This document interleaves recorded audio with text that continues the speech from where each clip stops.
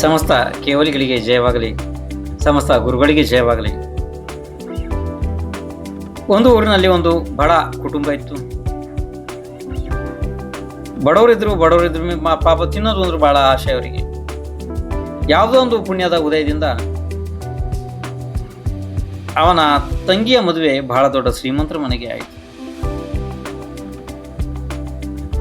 ಆ ವ್ಯಕ್ತಿ ತಂಗಿ ಮನೆಗೆ ಸಾಕಷ್ಟು ಸತಿ ತಿನ್ನೋದಕ್ಕೋಸ್ಕರನೇ ಉದ್ದೇಶಪೂರ್ವಕವಾಗಿ ಹೋಗ್ತಾ ಇದ್ದ. ಯಾಕೆಂದ್ರೆ ಅಲ್ಲಿ ಒಳ್ಳೆ ಒಳ್ಳೆ ಊಟ ತಿಂಡಿ ಎಲ್ಲ ಮಾಡ್ತಾ ಇದ್ರು.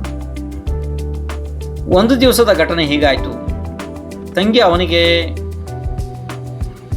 ಅಂದ್ರೆ ಅಲ್ಲಿಗೆ ತಂಗಿ ಮನೆಗೆ ಹೋದಾಗ ಇವನು ಊಟ ಬಡಿಸಿದ್ಲು. ಆದ್ರೆ ಹಪ್ಪಳ ಹಾಕಿಲ್ಲ. ಹಪ್ಪಳ ಎಲ್ಲಿ ಒಲೆ ಇತ್ತಲ್ಲ, ಬೇಸರಲ್ಲ, ಆ ಜಾಗದಲ್ಲಿ ಒಂದು ಬುಟ್ಟಿಯಲ್ಲಿ ಹಪ್ಪಳಗಳು ಇದ್ದು ಸಾಕಷ್ಟು.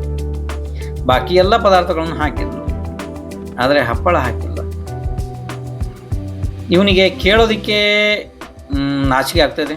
ಅದಕ್ಕೆ ಒಂದು ಉಪಾಯ ಮಾಡ್ದ ಅವನು. ಏನು ಅಂತಂದರೆ, ತಂಗಿ, ನಾನೊಂದು ವಿಷಯ ಹೇಳೋದು ನಿನ್ಗೆ ಮರ್ತೆ. ಏನಾಯ್ತು? ಏನಿಲ್ಲ, ನಾನು ಇಲ್ಲಿಗೆ ನಿಮ್ಮ ಮನೆಗೆ ಬರಬೇಕಿದ್ರೆ ದಾರಿಲಿ ಒಂದು ಹಾವು ಸಿಕ್ಕಿತ್ತು. ಎಷ್ಟು ದೊಡ್ಡ ಇತ್ತು ಅಂತೇ. ತಂಗಿ ಹೇಳಿದ್ರು, ಎಷ್ಟು ದೊಡ್ಡ ಇತ್ತು?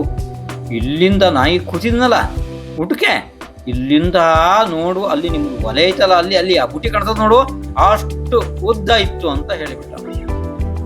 ಆವಾಗ ತಂಗಿ ಒಲೆಯ ಪಕ್ಕದಲ್ಲಿ ಇಟ್ಟಿದಂಥ ಬುಟ್ಟಿಯಲ್ಲಿ ಅಂದ್ರೆ ಹಪ್ಪಳವನ್ನು ನೋಡಿಬಿಟ್ಟು ಆವಾಗ ಹೇಳೋದು, ಅಣ್ಣ ಅಯ್ಯೋ ನಾ ಹಪ್ಪಳನೇ ಮರ್ತಿದ್ನಲ್ಲೋ ಅಂತ ಅಂದ್ಲು. ಓಡಿ ಹೋಗಿ ಹಪ್ಪಳ ತಗೊಂಬಂದು 2-3-4 ಹಪ್ಪಳ ಹಾಕಿದ್ಲು.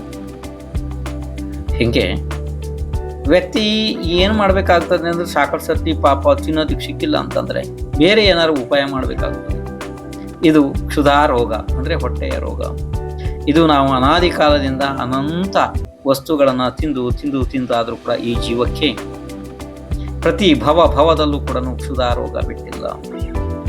ಅಷ್ಟು ದೊಡ್ಡ ರೋಗ ಬೇರೆ ಯಾವುದೂ ಇಲ್ಲ.